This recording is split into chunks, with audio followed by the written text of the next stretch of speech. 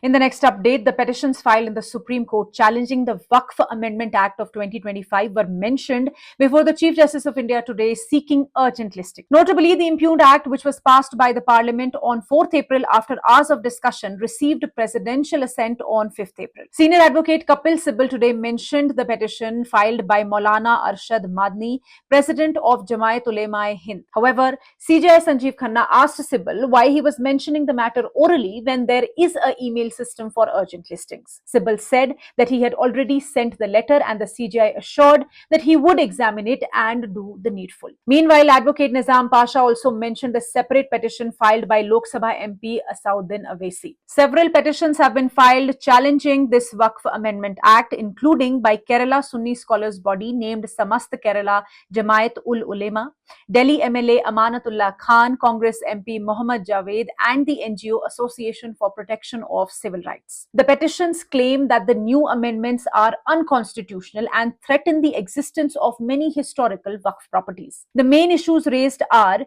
removal of Waqf by user, a principle recognized by the Supreme Court in the Babri Masjid case, new clauses that prohibit Waqf claims over ASI protected monuments and scheduled tribe lands, and changes to composition of Waqf boards, removing the Muslim majority requirement. The petitioners have asked the court to defer the implementation of the law, fearing that once notified, many historical mosques, graveyards, and Waqf properties could be lost. Apart from these, let me tell you, the Indian Union Muslim League, a political party, has also filed an Article 32 writ petition challenging the act today. The act is challenged as an unconstitutional assault on the religious autonomy and personal rights of Muslim community in India. Stay tuned for more updates on this matter.